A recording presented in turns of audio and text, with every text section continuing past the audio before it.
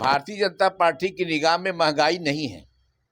Bharatiya Janata party के नेता, विधायक, सांसद, मंत्री, मिनिस्टर सब माला माल हैं, पैसे से सब मजबूत हैं, बड़े बड़े उद्योगपति उनका सहयोग कर रहे हैं, उनके लिए महंगाई नहीं है। लेकिन आम जन, जो गरीब तबका है, जो मजदूर तबका है, जो किसान तबका है, वो बहुत गरीब दर गरीब होता चला जा रहा है। ये भारतीय जनता पार्टी के ऊपर इसका कोई असर नहीं है, क्योंकि वो जानते हैं कि हम चुनाव ईवीएम के माध्यम से, आईटी सेल के माध्यम से, तमाम तरीकों से हैंग करके हम चुनाव जीत सकते हैं, चाहे 400। तो हमारी उपस्थिति प्रयागराज जिले में है। प्रयागराज के करछना थाना अंतर्गत आज हमारे साथ जुड़ चुके हैं कांग्रेस के उपाध्यक्ष रंगराज सिंह, जो कि चेहरे के मोहताज नहीं है। आज जो है यहाँ पे आज से नहीं, बहुत दिनों से जो है ये अपना संघर्ष पूरा करते हुए आ रहे हैं। और कल जो है कांग्रेस के जो सबसे बड़े नेता हैं, क्योंकि अब जो है उनका छवि जो है बहुत अच्छा है, राहुल गांधी जी, क्योंकि उन पर जो है मानहानि का दावा लगा था और उन पे जो है जिसने केस किया था, आज जो है सुप्रीम कोर्ट ने उनको राहत दे दी है। और बता दें कि उनको 2 साल की सज़ा होनी थी, मगर जो है उससे राहत मिल गई है। तो कल जो है मिठाइयाँ भी बांटी गई और यहाँ पे जो है नारे भी लगे थे। तो ये सबसे पहले जो है हमारे साथ नेताजी जुड़ चुके हैं, मैं उनसे नाम जानना चाहता हूँ और क्या कहना चाहेंगे, पूरी बात जो है विस्तार से बताएंगे। क्या नाम हुआ चाचा? रंगराज सिंह, जिला कांग्रेस कमेटी उपाध्यक्ष। अच्छा, ये बताइए कि कल जो है देखा गया है कि जो है पूरे देश में जो है खुशी की लहर थी और मिठाइयाँ भी बांटी गई है और नारे भी लगे हैं, तो क्या था पूरा मामला, पूरा विस्तार से बताइए। भाई, तो जानते ही हैं कि राहुल गांधी के साथ आज 10 वर्ष से कुछ पूंजीपति लोग हिंदुस्तान के उनकी छवि को धूमिल करने के लिए बराबर प्रयत्नशील हैं और आज भी लगे हुए हैं। तो उसी क्रम में, उसी कड़ी में वो सारे जो उद्योगपति हैं और तमाम उनके जो चैनल चलते हैं और तमाम मीडिया पर उन्होंने कब्जा किया है, तमाम संस्थानों पर कब्जा किया है, एक प्रकार से पूरे देश पर कब्जा है।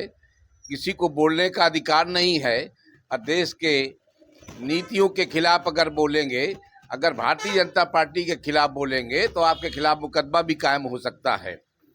ऐसी स्थिति जिस देश में हो जाए, बोलने पर प्रतिबंध लग जाए, मणिपुर पर बात नहीं कर सकते हैं, सदन में इस प्रकार का प्रतिबंध लग जाए, ये अपने आप में बहुत बड़ी बात है। जहां राहुल गांधी का सवाल है, तो आप तो जानते हैं आज नौजवानों के हृदय की धड़कन, युवा सम्राट माननीय राहुल गांधी जी ने जिस प्रकार से 43 किलोमीटर की पदयात्रा करके देश के कोने कोने गए और तमाम गरीबों, किसानों, नौजवानों सभी से मिले, महिलाओं से मिले, बच्चों से मिले, विद्यार्थियों से मिले, सबसे मिले, सबका दुख हाल जाना, सबको समझा और हर प्रकार की जानकारी पूरे देश की उन्होंने लेने का प्रयास किया। आज राहुल गांधी जब सदन में अदानी के खिलाफ बोलते हैं तो उनकी आवाज़ को दबाने के लिए सुनियोजित षड्यंत्र किया जाता है। यह मामला 2019 का है, जब उस समय चुनाव चल रहा था कर्नाटक में, तो मोदी सर नेम करके इस पर टिप्पणी की गई। हर नेता, तमाम पार्टी के नेता चुनाव के दौरान इधर उधर की बात बोल जाते हैं। अगर इस प्रकार से होने लगे तो तमाम हिंदुस्तान के नेताओं के खिलाफ दुनिया भर का मुकदमा कायम हो सकता है। लेकिन भारतीय जनता पार्टी ने सुनियोजित ढंग से इस मामले को रेज किया कि मामला काफ़ी दिन तक दबा रहा। जब अदानी के खिलाफ सदन में इन्होंने आवाज़ उठाई, उनके भ्रष्टाचार के मामले की बात उठाई, अदानी दुनिया भर की लूट कर रहे हैं, ये देश के कोने कोने में सबको पता है, हर व्यक्ति को पता है, देश की सारी जनता को पता है। कि जब इस मामले को उठाया तो उनकी आवाज़ को दबाने के लिए इन्होंने इस प्रकार का षड्यंत्र किया और रातों रात सारी व्यवस्था बना दी गई कि लोअर कोर्ट से, सेशन ट्रायल से और हाई कोर्ट से सब जगह उनकी सजा को बरकरार रखा। आज मतलब है कि मुख्य न्यायाधीश ने भारत के सबसे बड़े मुख्य न्यायाधीश वाई बी चंद्रचूड़ की अध्यक्षता में जिस प्रकार से यह फैसला आया है, ये अपने आप में एक खुशी की बात तो है ही। सारे हिंदुस्तान को पता हो गया कि भारतीय जनता पार्टी किस प्रकार से षड्यंत्र कर रही है तमाम लोगों के साथ, तमाम चुने हुए नेताओं के साथ, उनको दबाव डाल करके और नोटों का लालच दे करके चुनी हुई सरकार को गिराने का प्रयास किया जाता है या किया गया है तमाम राज्यों में। इस प्रकार से जो काम चल रहा है, इनके दिमाग में चाहे प्रधानमंत्री मोदी जी हो, चाहे अमित शाह जी हो, या मतलब भारतीय जनता पार्टी के तमाम नेतागण सिर्फ रात दिन एक ही काम करते हैं, सत्ता में बने रहने के लिए किस प्रकार से विरोधियों का दमन किया जा सकता है, उस प्रकार से लोगों को दमन कर रहे हैं। सीबीआई का, ईडी का मतलब दबाव बना करके, धमकी दे करके, तमाम अधिकारियों के माध्यम से दबाव बना करके ये विपक्ष के नेताओं का दबाने का काम कर रहे हैं। और कांग्रेस के लोग दबना नहीं जानते हैं, कांग्रेस के लोग दबना नहीं जानते हैं, लड़ाई लड़ना जानते हैं, संघर्ष करना जानते हैं। राहुल गांधी अंतिम क्षण तक संघर्ष करेंगे इस देश के लिए, नौजवानों, गरीबों के लिए, महिलाओं के लिए, सबके लिए लड़ाई लड़ेंगे। और सबसे बड़ी जो बात है कि इस देश को कांग्रेस ने अपना समझ करके काम किया, इस देश का विकास किया, लेकिन भारतीय जनता पार्टी के लोगों ने इस देश को बेचने का काम किया। आज सारी जनता, सारा देश देख रहा है किस प्रकार से भारतीय जनता पार्टी इस देश को बेच रही है। ये सबको पता हो चुका है। आने वाले 2024 के चुनाव में यह सबको पता हो जाएगा, जनता उसका जवाब देगी। अच्छा, ये बताइए कि अभी जो है मणिपुर में जो मामला हुआ है, ये जो है इस मामले की जो है जानकारी जो है राहुल गांधी जी को जो है पहले से पता थी। इन्होंने जब बात उठाने की कोशिश किया तो उस बात को जो है इधर से उधर कर दिया गया, कहा कि ऐसी कोई बातें नहीं है, मगर इस पर कोई ध्यान नहीं दिया गया। राहुल गांधी ने सदन में बहुत पहले ही मणिपुर के बारे में बोला था, जानकारी दिया था। तब उस समय लोगों ने सदन में माखौल उड़ाया था राहुल गांधी का, हमको पता है। और उसके बाद जब वो मणिपुर की यात्रा किए, वहां दंगा हुआ, वहां नरसंहार हुआ, या हो रहा है आज तक भी जो नरसंहार हो रहा है, उस नरसंहार को देखने गए वहां पर, तो भारतीय जनता पार्टी के लोगों ने जाने नहीं दिया, बड़ा भयंकर विरोध किया। लेकिन इसके बावजूद उन्होंने अपनी यात्रा को स्थगित करके वापस चले आए। उन्होंने राजनीति का मुद्दा नहीं बनाया। लेकिन कोई भी आग कब तक दबाई जा सकती है?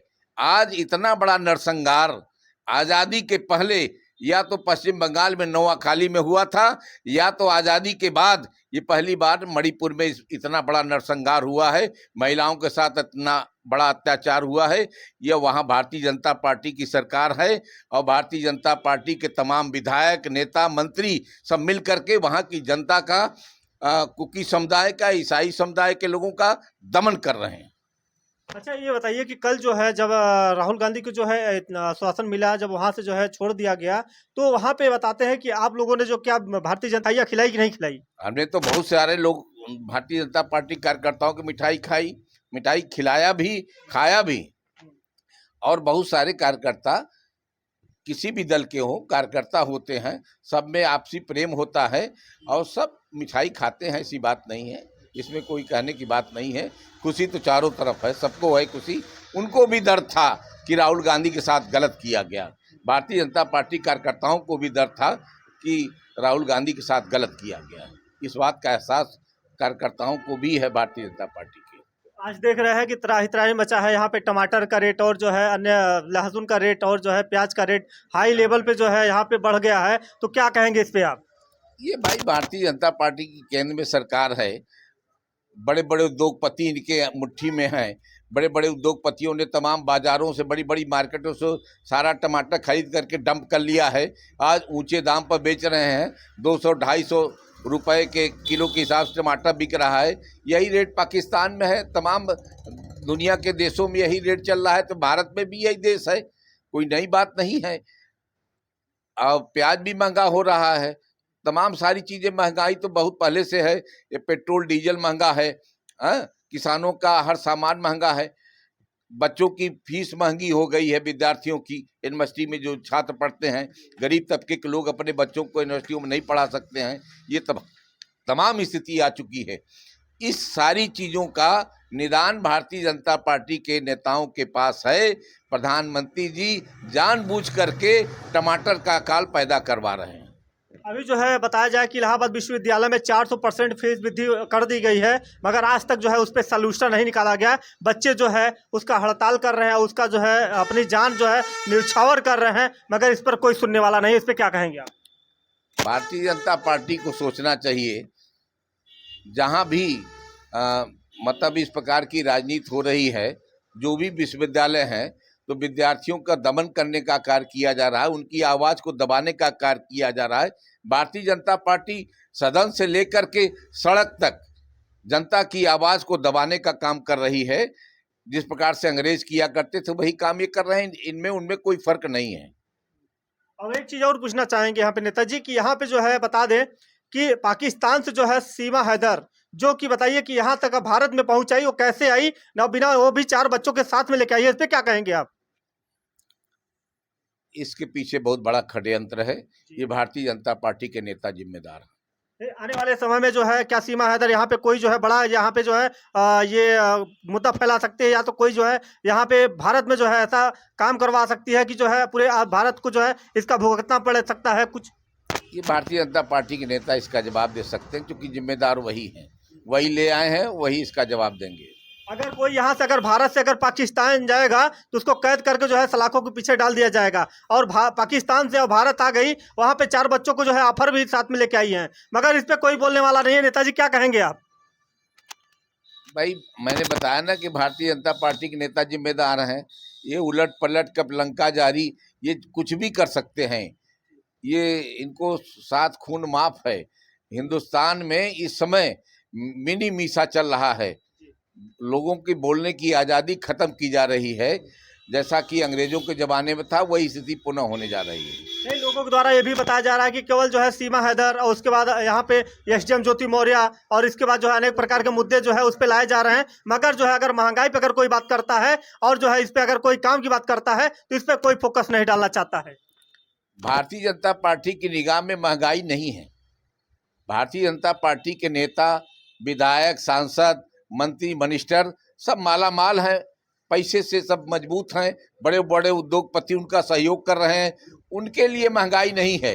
लेकिन आम जन, जो गरीब तबका है, जो मजदूर तबका है, जो किसान तबका है, वो बहुत गरीब दर गरीब होता चला जा रहा है। ये भारतीय जनता पार्टी के ऊपर इसका कोई असर नहीं है, क्योंकि वो जानते हैं कि हम चुनाव ईवीएम के माध्यम से, आईटी सेल के माध्यम से, तमाम तरीकों से हैंग करके हम चुनाव जीत सकते हैं। चाहे 400 सीट जीत जाएं, चाहे 500 सीट जीत जाएं, वो जीत लेंगे। महंगाई पर उनका कोई असर नहीं है, न महंगाई कम होने वाली है भारतीय जनता पार्टी की सरकार में।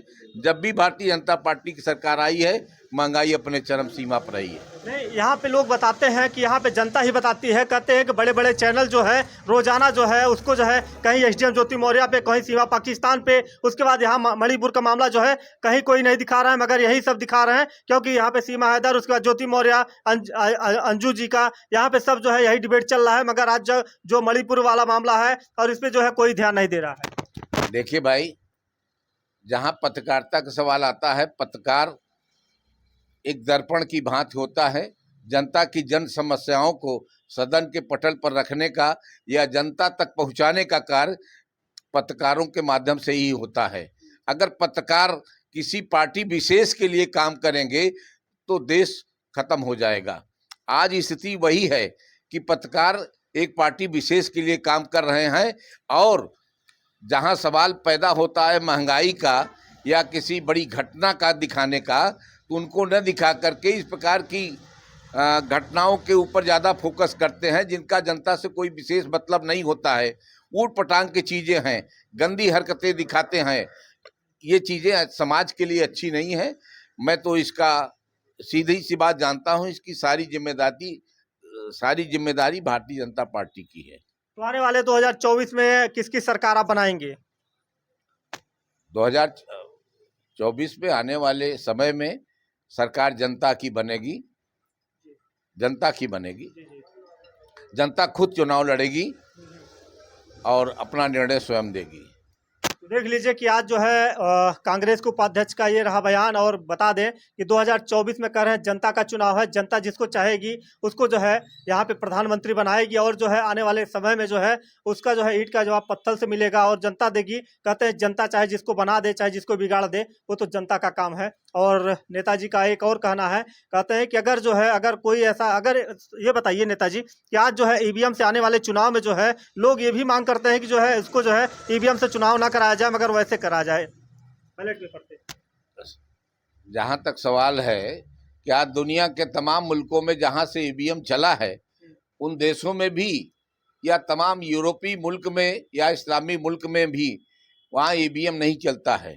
ईवीएम अकेले भारत में चल रहा है और बहुत पहले समय से इसका विरोध किया जा रहा है, लेकिन भारतीय जनता पार्टी इसी ईवीएम के माध्यम से हैंग करा करके चुनाव जीत रही है, जनता का शोषण कर रही है, जनता के विश्वास को धोखा दे रही है। ये काम भारतीय जनता पार्टी का है। तो देख लीजिए कि आज जो है कांग्रेस के उपाध्यक्ष जी ने आज जो है बहुत बड़ा बयान दिया है। आप लोग कमेंट बॉक्स में बताइएगा क्या इनकी जो राय है क्या सही है या गलत है। तो आप इसी खबरों के साथ बने रहिए। मैं धन्यवाद।